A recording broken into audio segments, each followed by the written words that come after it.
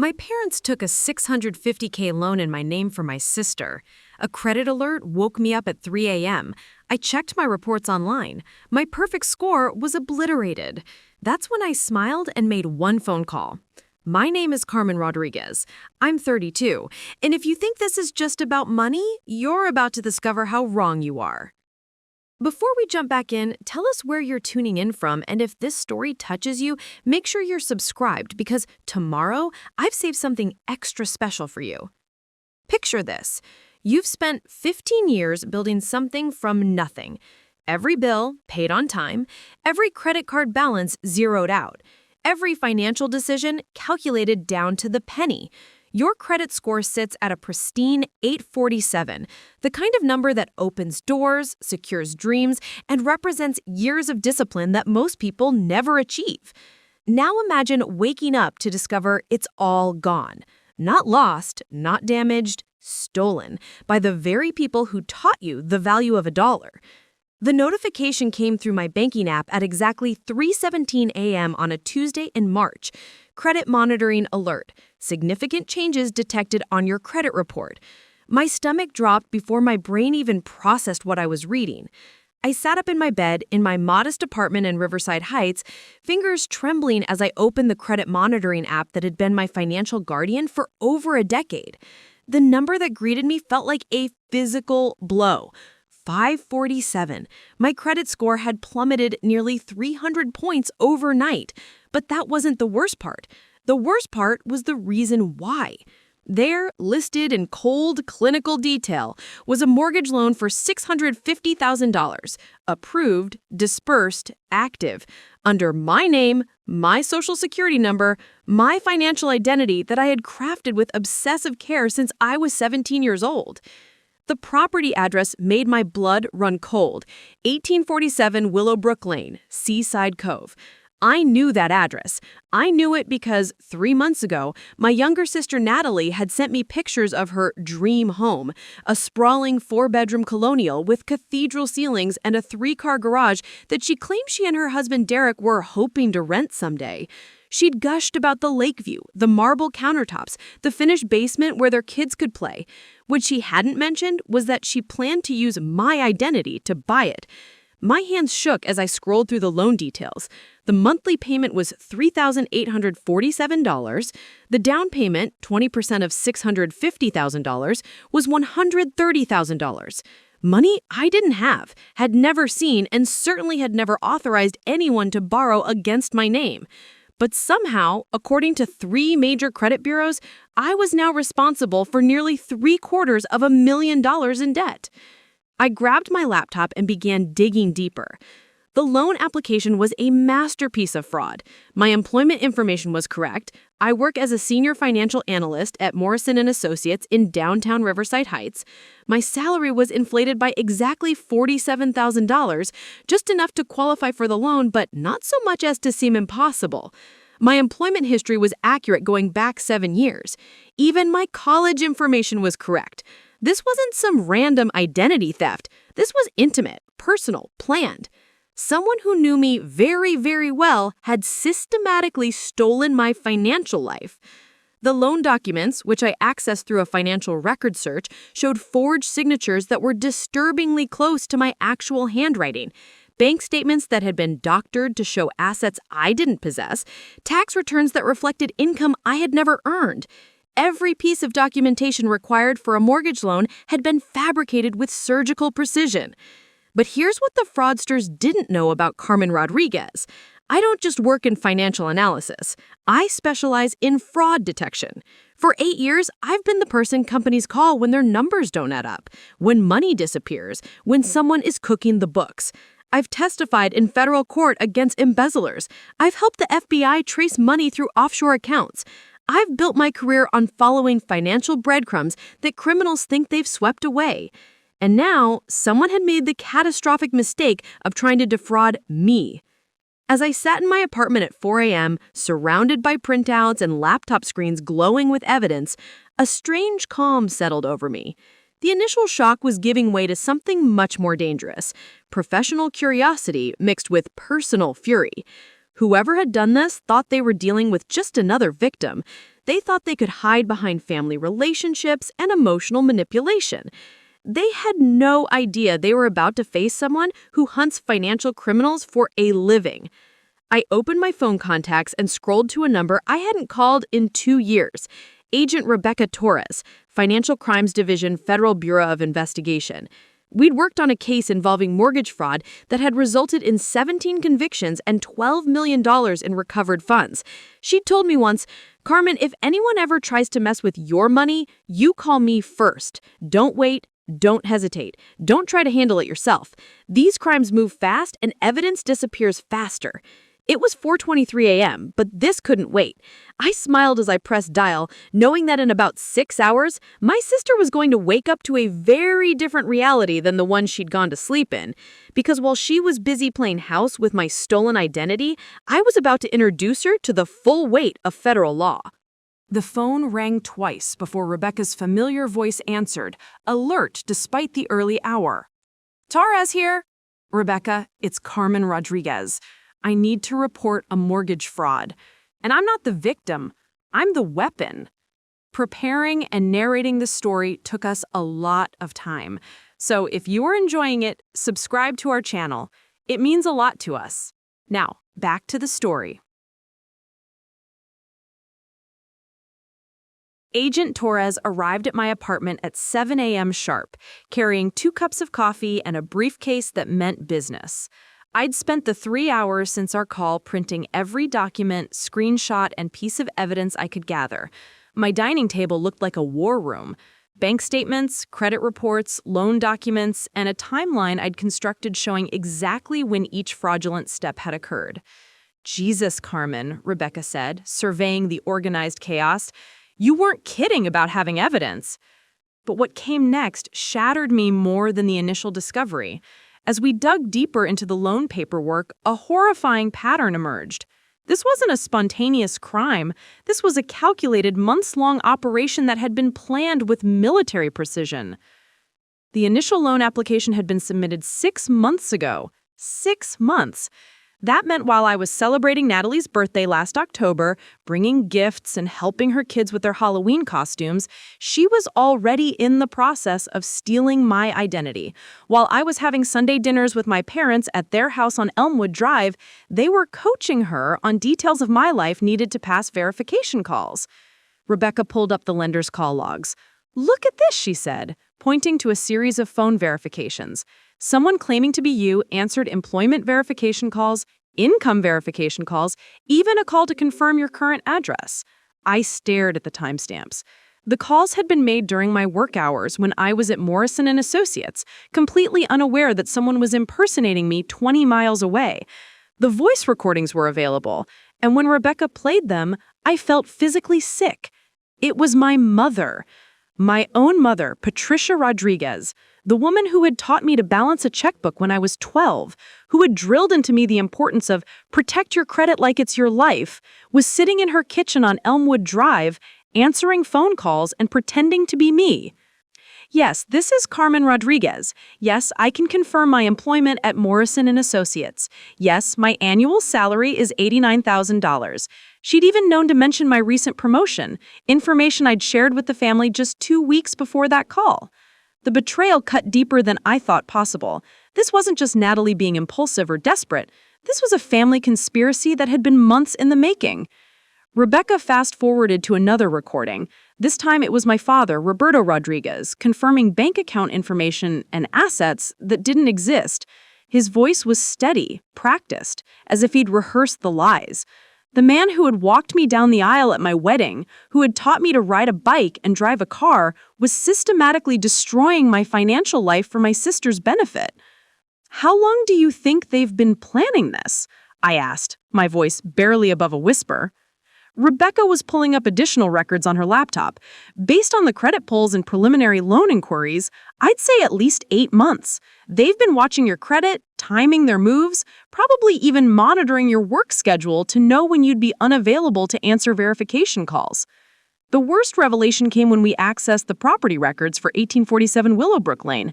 Natalie and Derek hadn't just moved into the house, they'd been living there for 2 months. 2 months.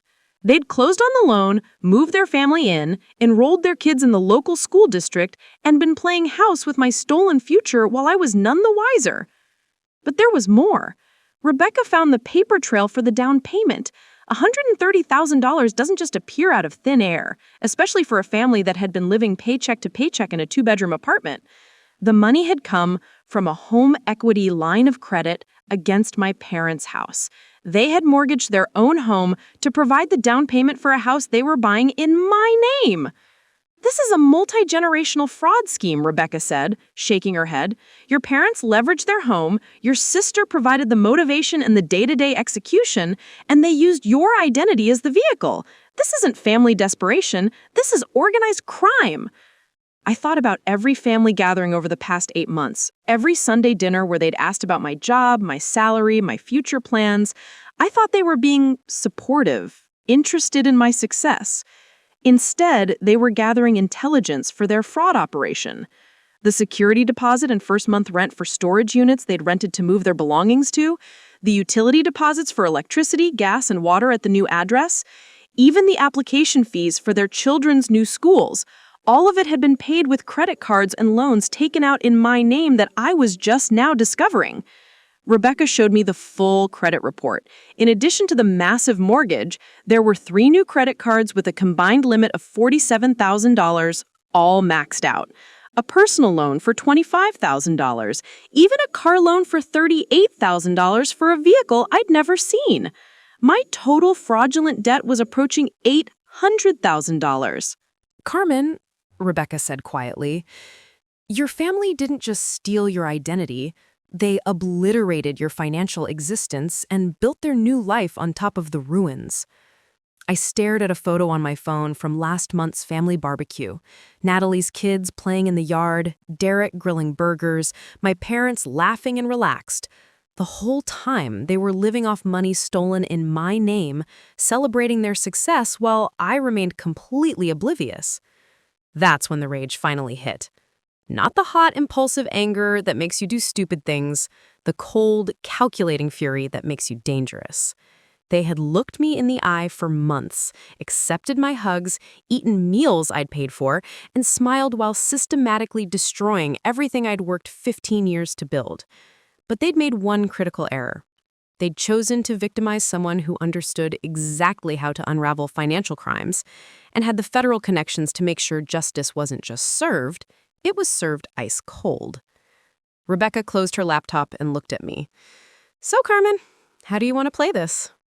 I smiled for the second time since this nightmare began. I want to watch their world burn, slowly, methodically, and I want them to know exactly who lit the match. The plan Rebecca and I crafted was surgical in its precision. We had 48 hours before the banks would be legally required to freeze the accounts and assets, giving us a narrow window to gather evidence while my family still believed they were untouchable. The first phase was simple. Let them think I was still completely unaware while we documented everything. Rebecca left my apartment with enough evidence to secure federal warrants, but she'd be working behind the scenes while I played the role of the oblivious victim just a little longer. We needed them to make mistakes, to get comfortable, to perhaps even expand their criminal enterprise now that they thought they'd gotten away with the big score. I went to work that Wednesday morning as if nothing had happened. At Morrison & Associates, I maintained my normal routine, arriving at 8:15 a.m. with my usual coffee, checking emails, attending the 10 a.m. department meeting. But underneath the facade, I was methodically building a case that would destroy them. During my lunch break, I made a series of calls that would set everything in motion. First, I contacted my HR department and requested copies of every employment verification call they'd received in the past year. When Janet in HR pulled the records, she was confused. That's odd, Carmen. We received 6 employment verification calls for you in the past 8 months, but you never mentioned applying for any loans or credit cards. Can you send me the exact dates and times of those calls? I asked, keeping my voice steady. Of course. And Carmen, 3 of them specifically asked about salary increases and bonuses. I told them about your promotion to senior analyst and the merit increase. I hope that was okay. My stomach churned. They'd even manipulated my own HR department into providing the inflated salary information needed to qualify for the massive loan. That's fine, Janet. Just send me those records. Next, I called the mortgage company directly. This was the riskiest part of the plan, but I needed to hear their side of the story. I identified myself to the loan officer and explained that I was calling to clarify some details about my recent mortgage. The loan officer, a cheerful woman named Tracy, was more than happy to help. "Oh, yes, Mrs. Rodriguez, the Willowbrook property. You and your husband Derek seemed so excited about that house. How are you settling in?" My blood turned to ice. Derek. They'd listed Derek as my husband on the loan application. Not only had they stolen my identity, they'd created an entirely fictional marriage to boost the application's credibility. I actually am calling because I never received copies of the final closing documents. Could you email those to me? Absolutely. I have your email here as natalierodriguezhome@gmail.com. I'll send everything over right now. Even the email address was a masterpiece of deception, close enough to my real name to pass casual verification, but routing to Natalie's control. They thought of everything. Actually, could you send it to my work email instead? I'm having issues with my personal account. I gave her my real Morrison & Associates email address. Of course, you should have everything within an hour. When the documents arrived, they revealed the full scope of their deception. The loan applications showed Derek's income combined with my fabricated salary, creating a household income that qualified for the loan. They'd submitted fake bank statements showing joint accounts with Derek that didn't exist. They'd even forged a marriage certificate showing that I'd married Derek 18 months ago. The signature on the marriage certificate was a near-perfect forgery of my handwriting. Someone had practiced signing my name hundreds of times to achieve this level of accuracy. But the most chilling detail was in the emergency contact section. Listed as my emergency contact was my mother, Patricia Rodriguez, with a note that she holds power of attorney for financial matters. Another complete fabrication, but one that would explain why she'd been answering verification calls on my behalf. By 3 p.m., I had enough evidence to bury them all. But I wanted to see their faces when their world collapsed. I wanted to look them in the eye as their lies unraveled in real time. I texted Natalie, "Hey, sis, I'm in Seaside Cove for a work meeting. Mind if I stop by your place? Would love to see the new rental house you mentioned." Her response came back in minutes. "OMG, yes, come over. The kids would love to see Aunt Carmen. We're at 1847 Willowbrook Lane. Can't wait to show you around." The audacity was breathtaking. She was inviting me to tour the house she'd bought with my stolen identity, excited to show off her crime scene like it was a legitimate accomplishment. I drove to Seaside Cove with Rebecca following in an unmarked federal vehicle. She'd be positioned across the street, recording everything through surveillance equipment while I confronted them with evidence of their fraud. The house was stunning, a colonial masterpiece with mature landscaping, a circular driveway, and a 3-car garage. Exactly the kind of home that required a $650,000 mortgage to afford.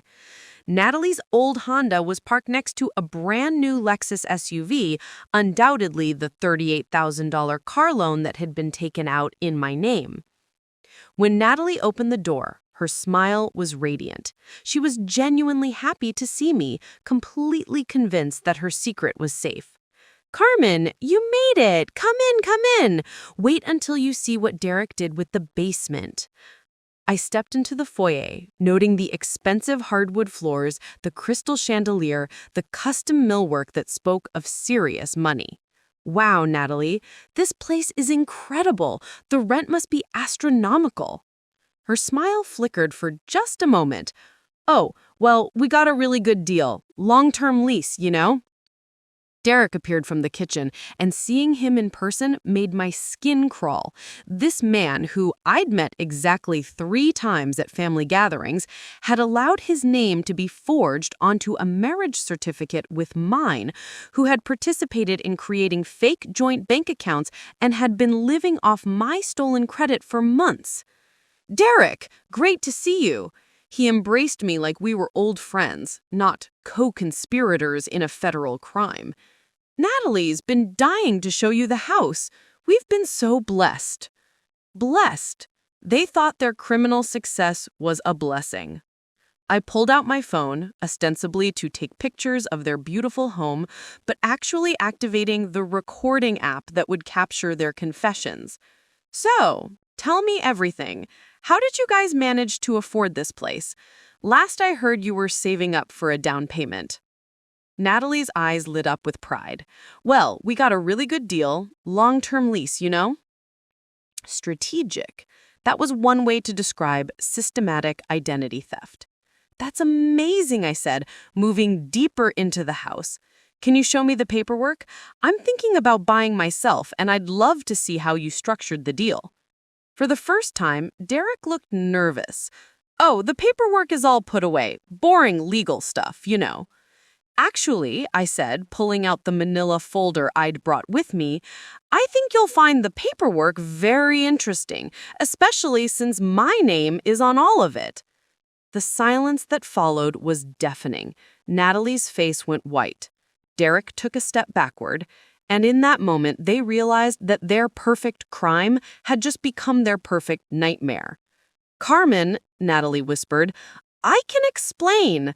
I smiled, knowing that Rebecca was recording every word from across the street and that federal agents were already en route to execute search warrants. Please do, I said. Explain to me how you committed identity theft, mortgage fraud, and federal wire fraud. Explain to me how our parents helped you forge documents and impersonate me. Explain to me how you've been living in a house you bought with my stolen identity for 2 months while I had no idea my credit was destroyed. Derek's face had turned gray. You don't understand. We needed this. The kids needed a good school district. We were desperate. Desperate enough to commit federal crimes that carry a maximum sentence of 30 years in prison? That's when Natalie started crying. But they weren't tears of remorse. They were tears of a criminal who'd just been caught by someone who knew exactly how to destroy them.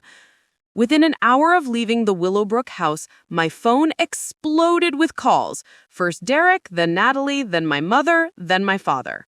I let every single call go to voicemail while I drove back to Riverside Heights with Rebecca, who was practically vibrating with excitement about the recorded confessions we had just captured. Carmen, that was textbook perfect, she said as we reviewed the audio recordings. Derek's admission that they needed this and your father's involvement, Natalie's confirmation that your parents provided help, we have them on conspiracy charges now, not just fraud. I finally listened to the voicemails when I got home. Derek's voice was shaking. Carmen, please call me back. There's been a misunderstanding. We can work this out as a family. Please don't do anything rash. Natalie's message was pure manipulation. Carmen, I'm begging you. Think about the kids. They love this house. They've made friends at their new school. You're going to destroy 4 innocent children's lives over money. Is that really who you are? But my mother's voicemail revealed their true strategy. Mija, your sister called crying. She said you're threatening to call the police over some paperwork confusion. You know how dramatic she gets. Come to dinner Sunday and we'll sort this out like adults. Family handles family business privately. Paperwork confusion. They were already crafting their narrative, minimizing a federal crime into a simple misunderstanding that could be resolved over Sunday pot roast. My father's message was more direct. Carmen, you're being unreasonable. Your sister needed help, and we found a way to help her. Yes, we should have asked you first, but the opportunity came up fast. We'll pay you back every penny. Don't make this bigger than it needs to be. Pay me back. As if $800,000 in fraudulent debt was a casual loan between relatives. By Thursday morning, the manipulation campaign had escalated. My phone buzzed with text messages from relatives I hadn't heard from in years. My Aunt Rosa. Carmen, your mother is heartbroken. Natalie made a mistake, but destroying the family won't fix it. My cousin Miguel. Hey, cuz. Heard there's some drama with Nat in a house. Whatever happened, I'm sure you guys can work it out. Family first, right? Even my maternal grandmother called, her voice frail and confused. Carmen, your mother says you're angry about Natalie's new house. I don't understand why you can't be happy for your sister. She struggled so much. They'd weaponized my own family against me, spreading a carefully edited version of events that painted me as the villain. In their version, I was the successful sister who was jealous of Natalie's good fortune and was trying to destroy her happiness out of spite. The masterpiece of manipulation came Thursday evening. Natalie showed up at my apartment unannounced with her 2 children in tow, 8-year-old Sophia and 6-year-old Lucas, both carrying handmade cards that said, "We love you, Aunt Carmen," in crayon. I brought the kids because I want them to hear the truth, Natalie said, settling onto my couch like she belonged there. I want them to understand why their Aunt Carmen is trying to take away their home. The audacity was staggering. She'd brought children as human shields, planning to emotionally manipulate me in front of them. Aunt Carmen, Sophia said, holding up her card, Mommy says you're mad about our house. Are you going to make us move back to the small apartment? Lucas, always the more direct child, looked at me with wide eyes. Did we do something wrong? Mommy's been crying a lot. I knelt down to their level, choosing my words carefully. Sophia, Lucas, you didn't do anything wrong. Sometimes grown-ups make mistakes, and other grown-ups have to help fix those mistakes. But no matter what happens, I will always love you both. Natalie's eyes filled with crocodile tears. Carmen, look at them. They're settled. They have their own rooms for the first time in their lives. Sophia's already made best friends with the girl next door. Lucas is on the school soccer team. You're going to rip them away from all of that because of, what, paperwork? Money? Is that really more important than family? Natalie, I said quietly, take the children into the kitchen. There's juice boxes in the refrigerator. Once they were out of earshot, my voice turned to steel. How dare you bring children into this? How dare you make them complicit in your crime by teaching them that stealing is acceptable as long as it benefits the family? I didn't steal anything, she hissed. I borrowed your credit. I was going to tell you eventually. You forged a marriage certificate claiming I'm married to your husband. You created fake bank accounts. You had our mother impersonate me on recorded phone calls.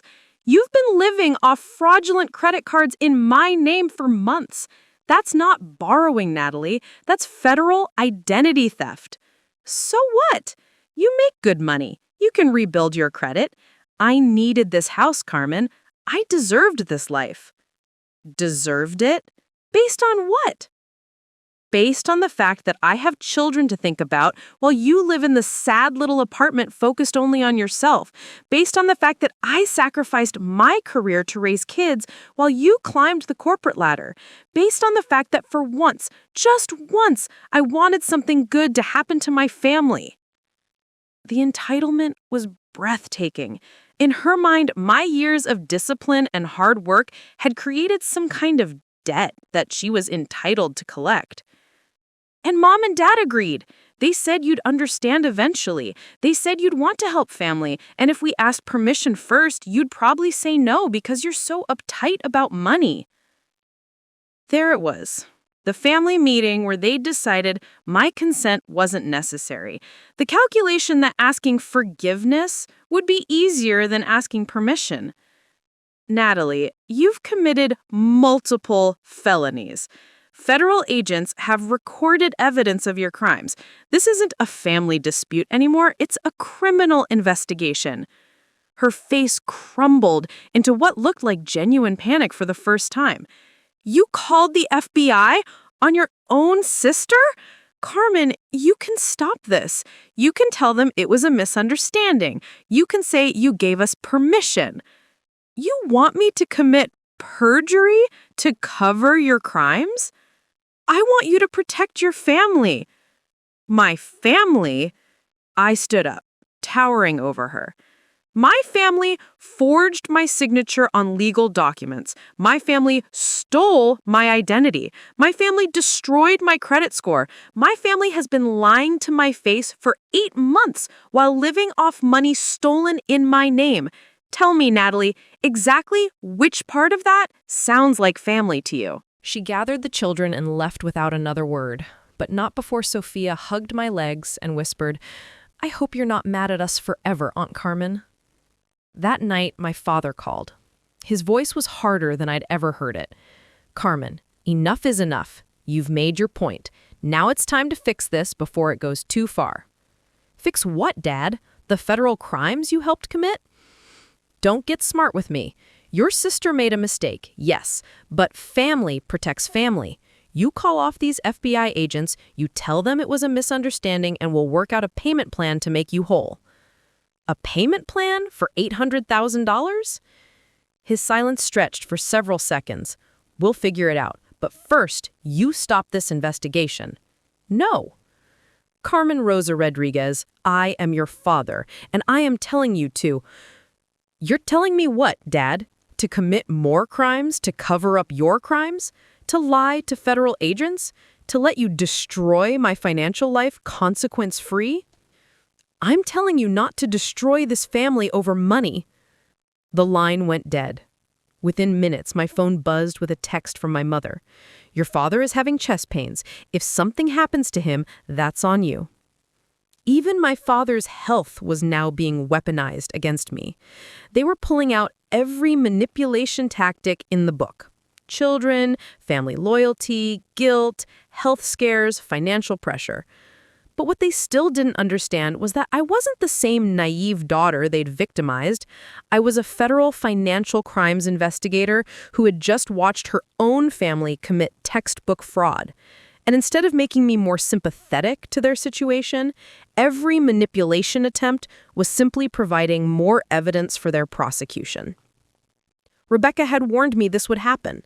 "Family fraud cases are the worst," she'd said. "The criminals always believe that blood relations should exempt them from consequences. They'll try every emotional manipulation in the book before accepting that they're going to prison." As I turned off my phone that night, I realized they were right about one thing. This was going to destroy our family, but they'd started the destruction 8 months ago when they decided my identity was theirs to steal. I was just making sure the destruction fell on the right people. Friday morning brought an unexpected visitor to my office at Morrison & Associates. I was reviewing quarterly fraud detection reports when my assistant, Jennifer, knocked on my door with a puzzled expression. "Carmen, there's a man here claiming to be your brother-in-law. He says it's urgent family business and he needs to speak with you privately." Derek stood in my office doorway wearing his best suit, the one I'd seen him wear to weddings and funerals.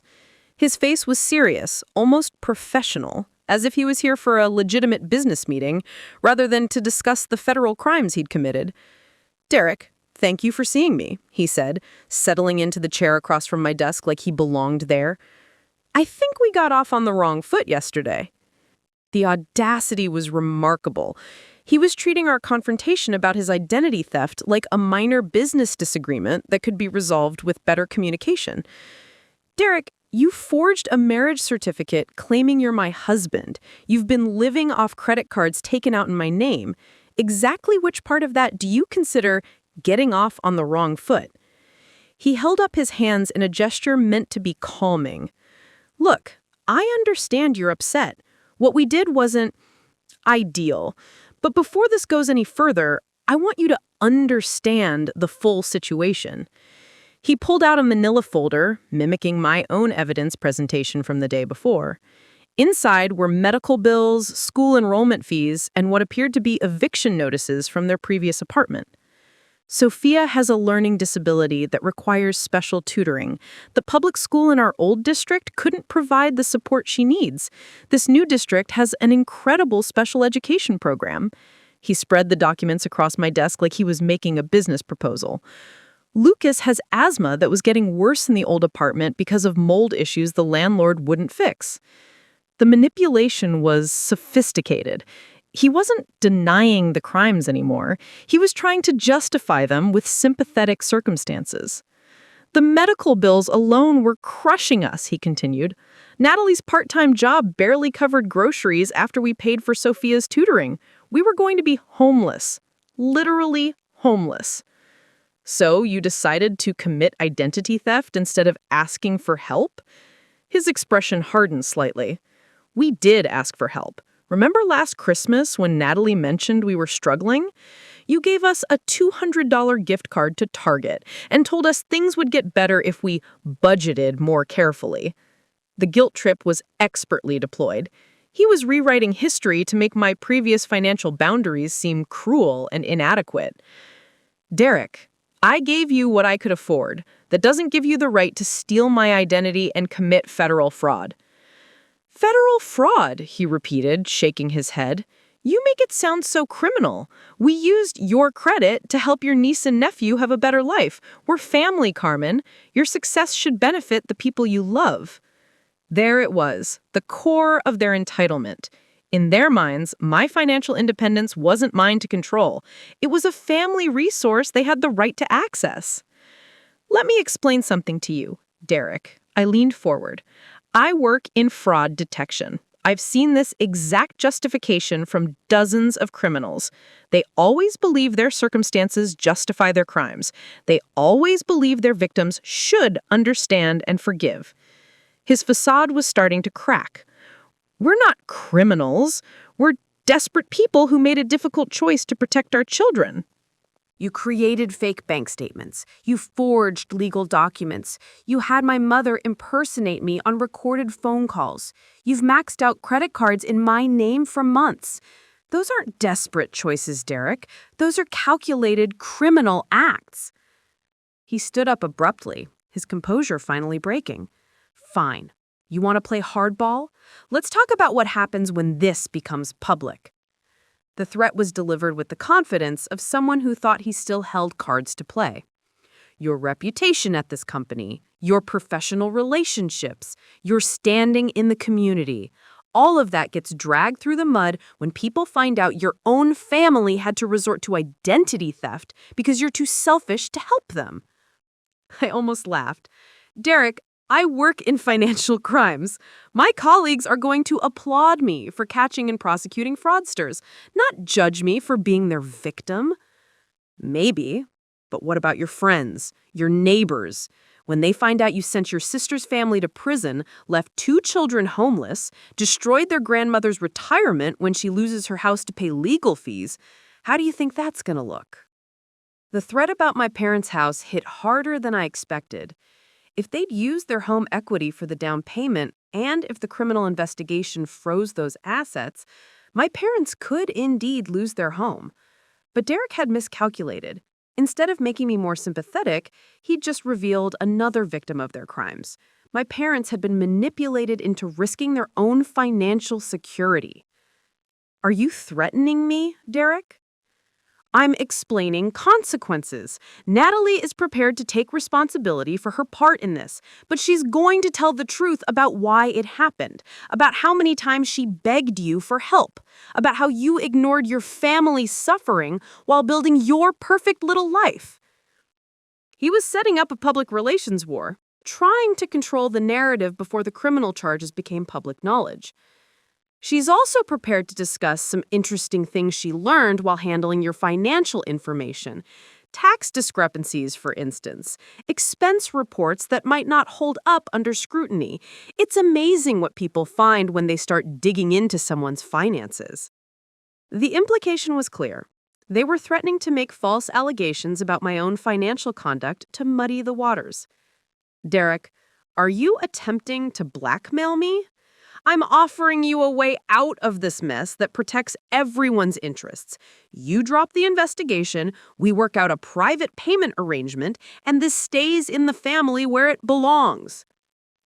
I reached for my desk phone. Jennifer, could you please call building security? I have someone in my office who needs to be escorted out. Derek's face flushed red. "You're making a mistake, Carmen. We tried to handle this quietly, but if you want to go nuclear, we can go nuclear too." "Mr. Vega," I said, using his last name for the first time, "you've just threatened me in my workplace, suggested you plan to make false allegations about my finances, and attempted to blackmail me into dropping a federal investigation. I hope you realize this conversation has been recorded by my office security system." His face went white. Morrison and Associates recorded all meetings in our offices as part of our fraud prevention protocols, a fact that Derek, in his desperation, had apparently forgotten. "You've also just confessed to additional crimes. Attempting to extort a witness in a federal investigation carries its own penalties." Derek left without another word, but I could see the rage in his posture as he walked away. The desperation phase was over. Now came the real war. Within an hour, my phone started buzzing with new attacks. Text messages from numbers I didn't recognize, social media posts from fake accounts, even reviews on my company's website claiming I was unethical and destroyed families for personal gain. They'd escalated to character assassination, trying to damage my professional reputation before the criminal charges became public knowledge. But the most chilling message came from an unknown number that evening. People who destroy families sometimes find their own lives destroyed in return. Be careful walking to your car at night. I forwarded the threat to Rebecca immediately. Her response was swift. "That's it, we're accelerating the timeline. Search warrants are being executed tomorrow morning. These people have just upgraded from financial fraud to witness intimidation and making terroristic threats." As I packed up to leave the office that night, I realized Derek had been right about one thing. This was about to go nuclear. But what he had failed to understand was that I had been preparing for nuclear war from the moment I discovered their crimes. They thought they were escalating to a level that would intimidate me into backing down. Instead, they just provided federal prosecutors with additional charges that would ensure none of them saw freedom for years to come. The desperate criminals who thought they could threaten a federal fraud investigator were about to learn the difference between family dynamics and federal prison.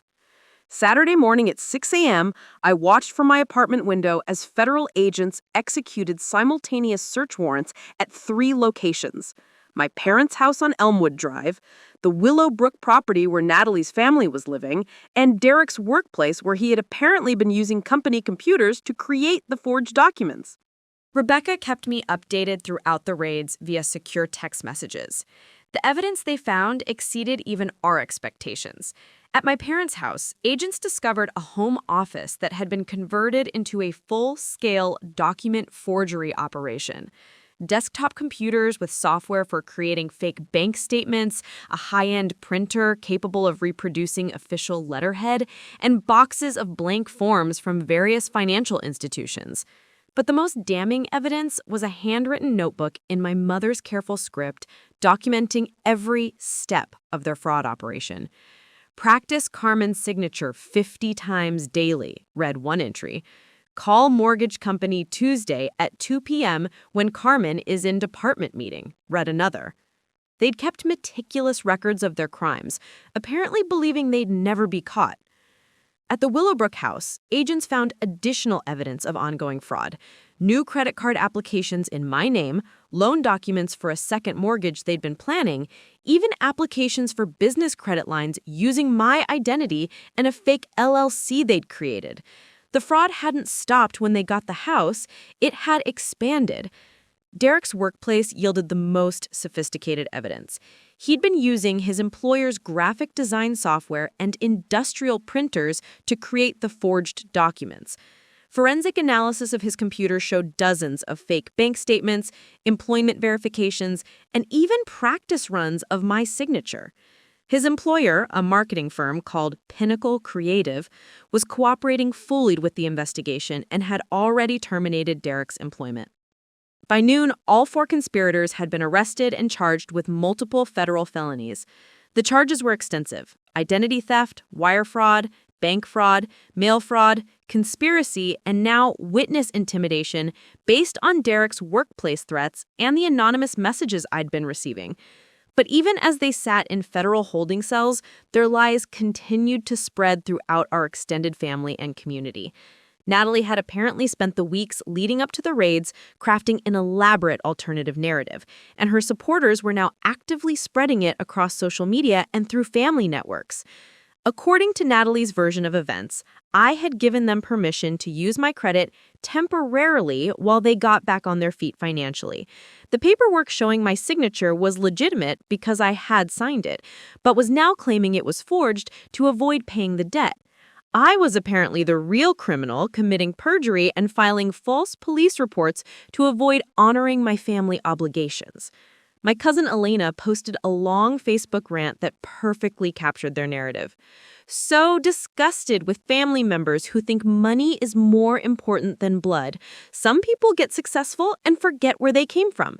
Throwing your own sister in jail because you don't want to help her kids have a decent life? That's not the Carmen I grew up with. The post had dozens of likes and comments from relatives and family friends, all expressing shock and disappointment in my betrayal of family values. They were painting me as the villain who had criminally falsified evidence against innocent relatives who were only guilty of trusting my verbal promises. My maternal aunt, Isabella, called me directly with the most sophisticated version of their lie. Carmen, I understand you're upset that Natalie didn't handle the paperwork correctly, but having her arrested? Really? She showed me the text messages where you agreed to help with the house. She has proof that you gave permission. Text messages. They'd apparently created fake text conversations showing me agreeing to co-sign for the mortgage. The level of premeditation was staggering. Isabella, those text messages are fabricated. I never agreed to anything. I didn't even know about the house until I found the loan on my credit report. Mija, I saw the messages myself. Your phone number, your name, agreeing to help with the down payment and the monthly payments. Natalie even has recordings of phone calls where you discussed the details. Recordings. They'd gone beyond fake text messages to fabricated audio recordings. This wasn't just fraud anymore. It was an entire disinformation campaign designed to destroy my credibility before the trial. Isabella, did you listen to these supposed recordings? Well, no, but Natalie played them for your mother and she confirmed it was your voice. Of course they'd only played the fake recordings for my mother, who would be motivated to believe they were real. They'd created just enough fake evidence to convince family members who wanted to believe their version of events. The lies became more elaborate throughout the week. Derek's family began circulating stories about my alleged drug problem that supposedly explained my erratic behavior and false accusations. Natalie's friends were told that I was jealous of her marriage and had been trying to sabotage her happiness for years. The most creative lie came from my father's sister, who called to inform me that I'd heard I was being blackmailed by my employer to frame my family for crimes they didn't commit. According to this version, Morrison and Associates was somehow involved in a cover-up of their own financial crimes and was using me as a pawn to create a distraction. But the lies created their own problems for the conspirators. In their desperation to control the narrative, they'd begun making statements to family members that contradicted their official positions with their defense attorneys. Rebecca's team was meticulously documenting every false statement being spread by their supporters, building an even stronger case for obstruction of justice. The most damaging mistake came when Natalie gave an interview to a local news station, thinking she could use media attention to generate public sympathy. She claimed that I had been financially supporting their family for years and had suddenly changed my mind about helping with the house because I was going through personal problems. Carmen has been like a second mother to my children, she said, tears streaming down her face for the cameras. She's helped us with rent, groceries, everything. When we found this perfect house, she was so excited to help us buy it. I don't understand what changed, but now she's saying she never agreed to anything. The interview was a gift to federal prosecutors. Natalie had just publicly admitted that I'd been financially supporting their family, directly contradicting their claim that they needed to resort to identity theft because I was selfish and refused to help. She'd also confirmed that I had financial resources, undermining their narrative that I was lying about the fraud to avoid paying legitimate debts. More importantly, her emotional interview included several specific details about our supposed conversations that could be easily disproven with phone records and surveillance footage. She claimed we'd toured the house together multiple times and that I'd been present at the loan closing. All of these claims could be definitively refuted with evidence. By Thursday, the federal prosecutor assigned to the case, Assistant U.S. Attorney Michael Chen, called to inform me that the defense team's strategy was actually strengthening our case. They're trying to create reasonable doubt by claiming you consented to everything, he explained. But they're doing it so clumsily that they're creating new evidence of conspiracy and perjury. The fake text messages, the fabricated recordings, the coordinated lies being spread through family networks, all of it constituted additional federal crimes. Obstruction of justice, witness tampering, and conspiracy to commit perjury were now being added to their charges. Carmen, Chen said, your family has managed to turn a complex fraud case into the most straightforward prosecution I've handled in years. They've essentially confessed to everything while trying to prove their innocence. As I hung up the phone, I realized that their lies hadn't just failed to protect them. They'd guaranteed that all 4 conspirators would be spending significant time in federal prison. Their desperation to avoid consequences had created consequences far worse than if they'd simply accepted responsibility from the beginning. The character assassination campaign reached its peak 2 weeks after the arrests.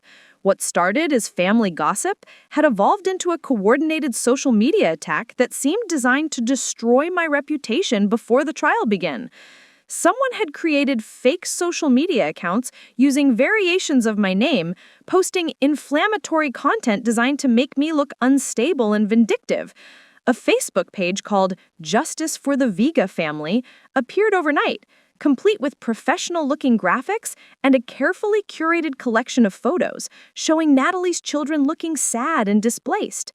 The page's description read, supporting a loving family destroyed by false accusations and corporate greed. No child should suffer because of adult grudges.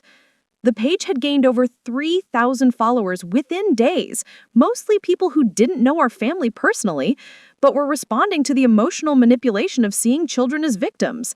The posts were sophisticated, mixing just enough truth with carefully crafted lies to seem credible to outsiders. One particularly viral post showed Sophia and Lucas sitting on boxes in what appeared to be a bare apartment, with the caption, "These innocent children have been ripped from their home and forced into emergency housing because their aunt chose money over family. 8-year-old Sophia keeps asking when she can go back to her bedroom. How do you explain to a child that family betrayal exists?" The image was powerful, but I recognized the location. It wasn't emergency housing. It was my parents' finished basement where Natalie's family was temporarily staying while out on bail. The boxes weren't belongings from an eviction. They were Christmas decorations my mother had been storing down there for years. But to strangers on social media, it looked like a family rendered homeless by my cruelty. The comment section was filled with outrage directed at me. Carmen Rodriguez should be ashamed of herself. What kind of monster sends her own niece and nephew to live in poverty? Another comment read, "This woman works for a financial company but destroys her own family over money. Someone should report her to her employer." That last comment revealed their strategy. They weren't just trying to win public sympathy. They were actively trying to get me fired from Morrison and Associates by making me seem like a liability to the company's reputation. The campaign expanded beyond social media. Someone had been calling my neighbors in Riverside Heights, claiming to be conducting a community safety survey about Carmen Rodriguez and asking if they'd noticed any concerning behaviors or signs of instability. Mrs. Patterson, the elderly woman who lived next door, mentioned this during one of our usual hallway conversations. "Carmen, dear, someone called asking very strange questions about you. They wanted to know if you'd been acting erratically, if you'd had loud arguments on the phone, if there had been any police visits to your apartment. I told them you were the quietest neighbor I'd ever had, but it was very odd." They were conducting opposition research, trying to find or create evidence that would support their narrative of me as an unstable person making false accusations. When they couldn't find legitimate dirt, they were apparently trying to manufacture it.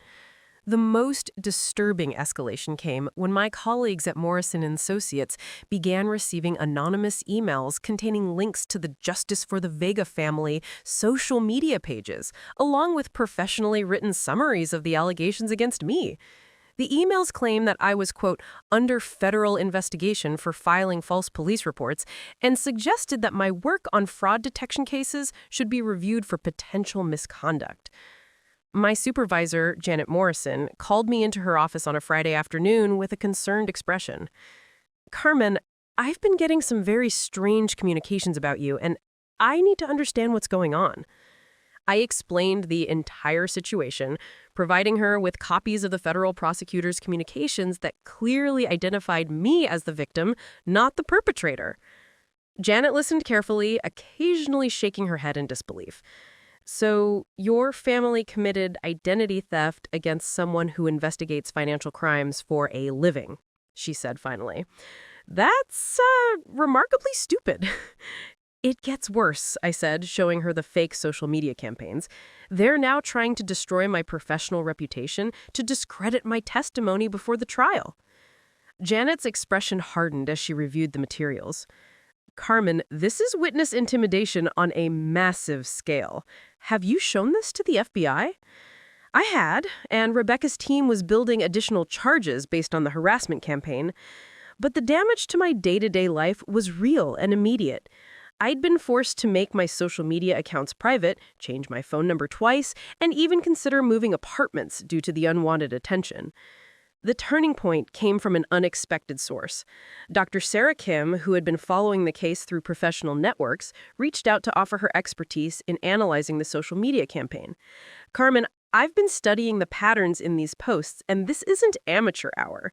Someone with professional marketing or PR experience is coordinating this campaign.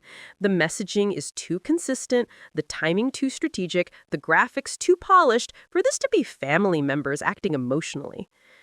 Dr. Kim's analysis revealed that the campaign was being run from multiple IP addresses, using VPN services to hide the true locations.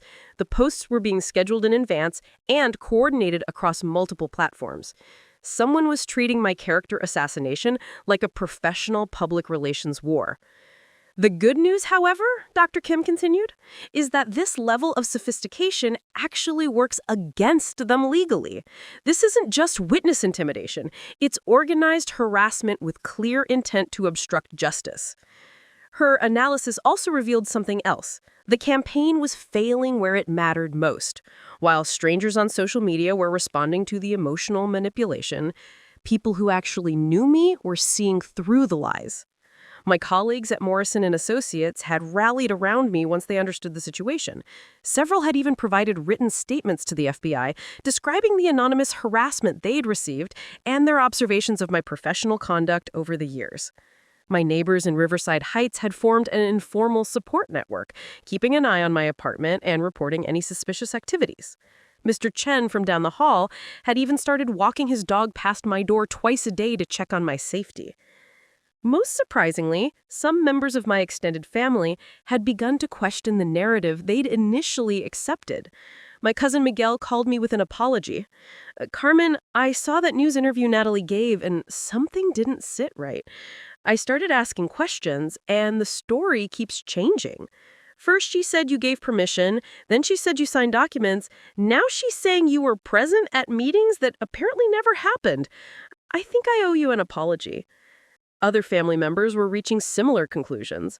The lies had been too elaborate, too contradictory, and too obviously coordinated to maintain credibility under scrutiny.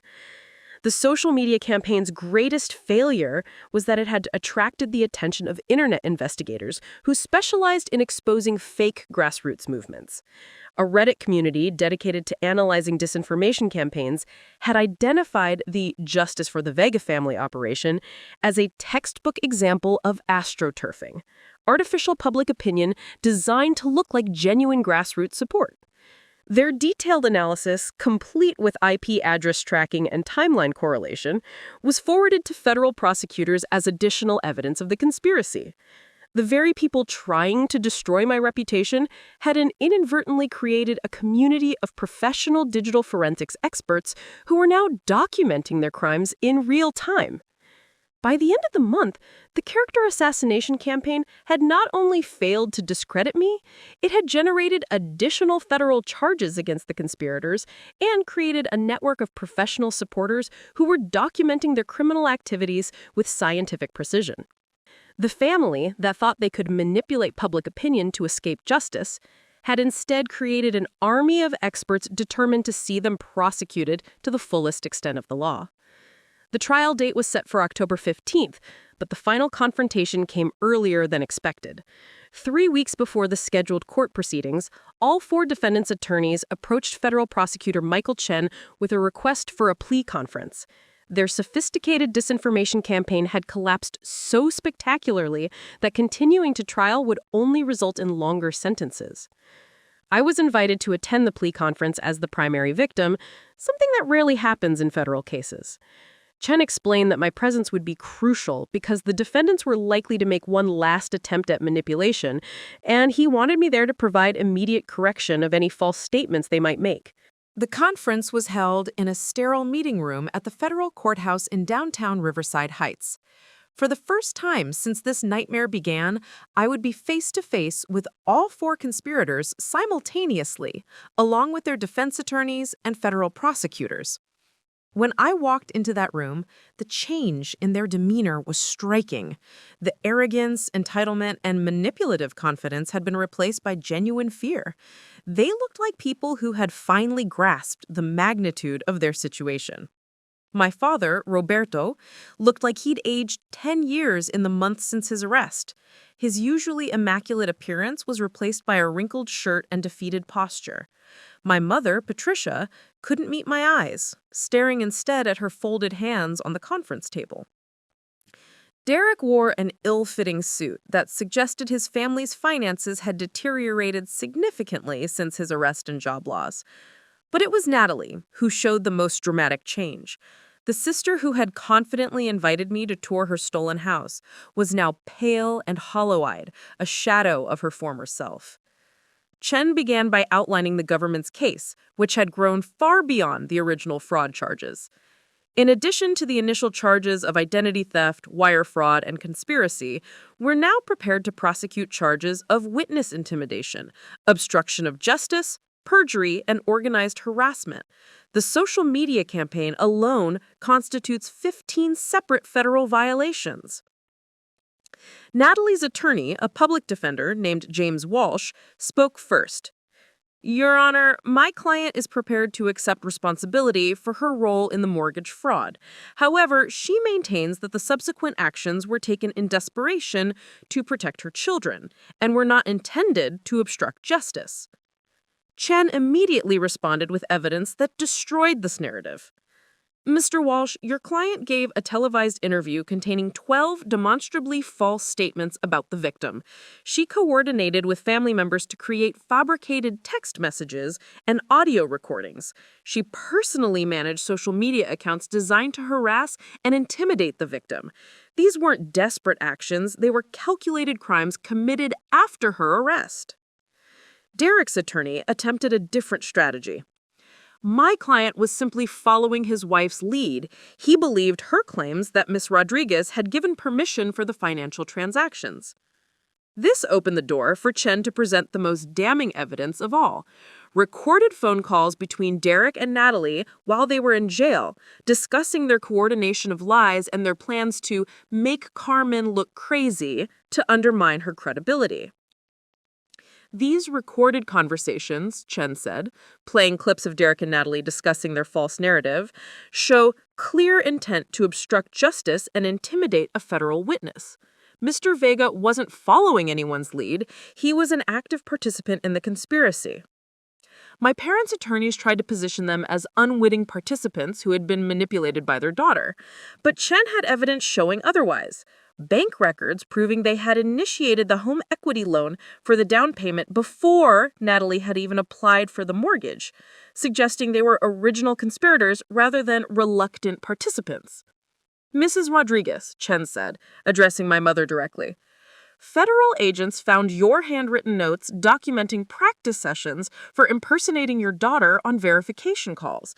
These notes are dated 3 months before the mortgage application was submitted. How do you explain planning an impersonation routine if you believed your daughter had given permission? My mother finally looked up, tears streaming down her face.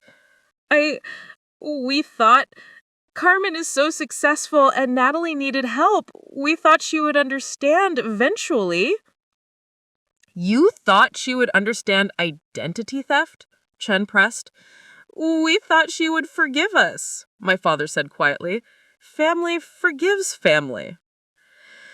That moment crystallized everything wrong with their mindset. Even now, facing federal prison sentences, they believe their family relationship should exempt them from consequences for serious crimes. Chen turned to me. Miss Rodriguez, the defendant's attorneys have suggested that you might be willing to support reduced sentences in exchange for full restitution and public acknowledgement of wrongdoing. Would you like to respond? This was my moment, the moment I'd been building toward for months. I looked at each of them slowly before speaking.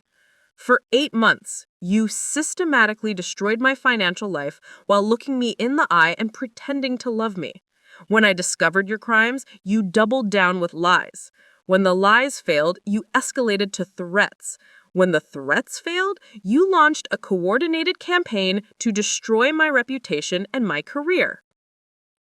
I pulled out a folder containing printouts of the social media posts, the fake recordings, and the anonymous threat messages.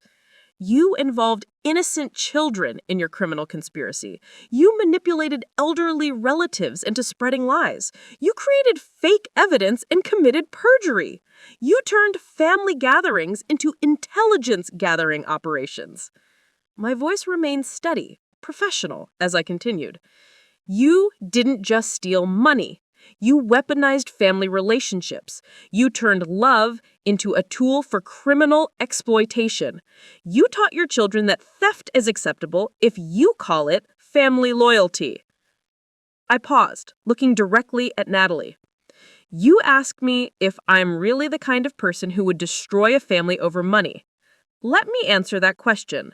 You destroyed this family the moment you decided my identity was yours to steal. I'm simply ensuring that the destruction falls on the people who earned it. Chen nodded and addressed the defense attorneys. Your clients have 2 options. They can accept plea agreements for the current charges, which will result in sentences ranging from 18 months to 4 years in federal prison, or they can proceed to trial, where we will prosecute them for every single crime they've committed, including the additional charges related to their obstruction campaign, which could result in sentences up to 15 years each. The room fell silent, except for the sound of my mother's quiet sobbing. One by one, the attorneys confirmed that their clients would accept the plea agreements. But I wasn't finished. There's one more thing, I said. As part of any plea agreement, I want public acknowledgement of the truth. I want them to publicly admit that I never gave permission for any of this, that they committed identity theft, and that their subsequent claims were lies designed to escape responsibility. Derek's attorney started to object, but Chen cut him off. That's a reasonable request from the victim. Your clients created a public disinformation campaign. Public acknowledgement of the truth is appropriate restitution. Within 2 hours, all 4 defendants had signed plea agreements. Natalie would serve 3 years in federal prison, Derek would serve 2.5 years, my parents would each serve 18 months. All would be required to pay full restitution of $847,000 plus legal fees and penalties. More importantly, they would be required to make public statements acknowledging their crimes and retracting the lies they had spread. The same social media platforms they had used to attack me would carry their confessions. As we left the courthouse, Chen pulled me aside. Carmen, in 20 years of prosecuting financial crimes, I've never seen defendants dig their hole deeper than your family did. They turned a relatively straightforward fraud case into a federal conspiracy with multiple felonies. Their attempts to escape justice guaranteed they'd face maximum consequences. That evening, I sat in my apartment for the first time in months without looking over my shoulder or checking my locks multiple times. The threat was over. The people who had stolen my identity, destroyed my credit, and terrorized me for months were going to federal prison. But more than that, the truth was finally public record. Every lie they had told, every manipulation they had attempted, every false narrative they had spread was now officially documented as criminal behavior. The family that had tried to steal my future had instead guaranteed their own destruction. And for the first time since that 3 a.m. credit alert had shattered my world, I felt completely and utterly safe. 6 months after the plea agreements were signed, I stood in the kitchen of my new home, a beautiful 3-bedroom house in the prestigious Oakmont Hills district, 20 miles from Riverside Heights. The irony wasn't lost on me that I was now living in a home nicer than the one Natalie had stolen my identity to obtain, and I'd purchased it legitimately with my restored credit and a promotion at Morrison & Associates. The restoration process had been remarkably swift once the federal convictions were finalized. The mortgage company had immediately reversed all fraudulent accounts, the credit bureaus had expunged the false information, and my credit score had not only returned to its previous 847, but had actually improved to 851 due to the age of my existing accounts and my perfect payment history. More importantly, the restitution payments had begun arriving. The federal court had ordered the seizure and sale of the Willowbrook property, which sold for $680,000. My parents' house had been sold to pay their portion of the restitution, netting another $240,000. Combined with garnished wages from Derek's new job at a fast food restaurant and Natalie's prison work program, I was actually ahead financially from where I'd started. But the real victory wasn't financial. It was personal. The woman who had been manipulated and victimized by her own family had become someone who could never be victimized again. The experience had transformed me from someone who avoided conflict to someone who faced it head-on with strategic precision. My professional life had flourished beyond my wildest expectations. The case had made me something of a legend in financial crime circles. I'd been invited to speak at 3 federal law enforcement conferences about family-based identity theft, and Morrison & Associates had promoted me to Director of Fraud Investigation with a salary increase that reflected my newfound expertise. The most satisfying professional moment came when Agent Rebecca Torres called to inform me that our case had become a training example at the FBI Academy. "Carmen, your systematic documentation and strategic response has now being taught to new agents as the gold standard for victim cooperation in complex fraud cases. You've literally written the playbook for how to handle family-based financial crimes." The social impact extended beyond law enforcement. Dr. Sarah Kim had published a paper about the social media harassment campaign, using our case as a prime example of how criminals use emotional manipulation and false narratives to obstruct justice. The paper had been cited in several court cases involving similar harassment tactics. The fake Justice for the Vega family social media campaigns had been completely dismantled, replaced by court-ordered public apologies that detailed every lie that had been spread. Natalie's humiliating public confession had gone viral in fraud investigation communities, serving as a warning about the consequences of obstruction of justice. My neighbor from Riverside Heights, Mrs. Patterson, had kept in touch after I moved, sending cards and calling to check on my well-being. "You know, dear," she said during one of our conversations, "I've lived 83 years, and I've learned that the family you choose is often more loyal than the family you're born into."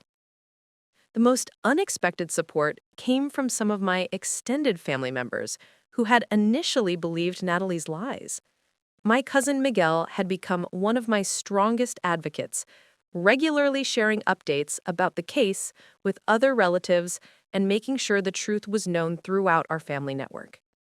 "Carmen, I owe you a massive apology," he said during a visit to my new home. "I should have known that someone as methodical and honest as you wouldn't make false accusations. The fact that you had federal prosecutors and FBI agents backing you up should have been a clue that you were telling the truth." The children, Sophia and Lucas, were perhaps the most complex part of the aftermath.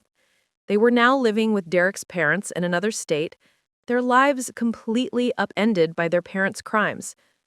I'd established education trust funds for both of them, ensuring they'd have opportunities despite their parents' destruction of the family's financial stability.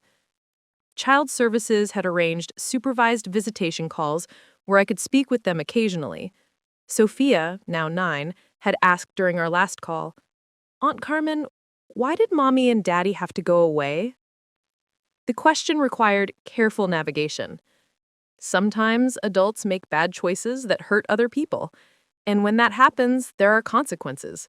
But you and Lucas didn't do anything wrong, and you're going to be okay. Will you still be your aunt when they come back? That question had kept me awake for several nights. The answer was complicated. I would always care about Sophia and Lucas, but their parents had permanently severed our family relationship through their crimes. "I'll always love you both," I told her, "but things are going to be different when your parents finish serving their time." The anniversary of that first 3 a.m. credit alert arrived on a Tuesday in March. I marked it not with sadness, but with celebration. Exactly 1 year earlier, I had discovered that my family had systematically destroyed my financial life. Now I was financially stronger, professionally successful, and personally empowered beyond anything I could have imagined. That evening, I hosted a dinner party in my new home for the people who had become my chosen family. Rebecca Torres brought her husband and kids. Dr. Kim came with her partner and their twin daughters. Several colleagues from Morrison and Associates attended, along with Miguel and his family, and even Mrs. Patterson, who had insisted on bringing her famous apple pie. As we sat around my dining room table, I realized that the people who had tried to destroy me had actually created something beautiful. They had forced me to discover my own strength, to build genuine relationships based on mutual respect, and to understand the difference between toxic family dynamics and healthy love. "I want to make a toast," I said, raising my glass of wine, "to the people who tried to steal my identity and ended up helping me find out who I really am.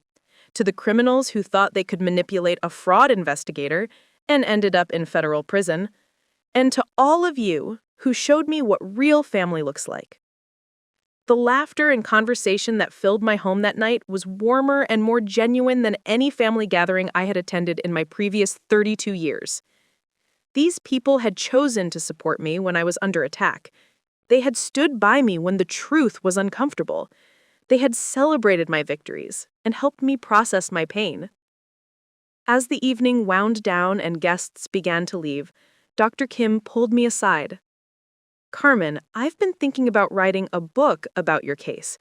Not just the legal aspects, but the psychological journey of someone who was victimized by family members and chose to seek justice rather than enable their behavior.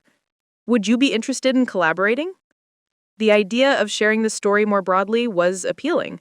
If our experience could help other people recognize and respond to family-based financial abuse, then something positive could come from the pain.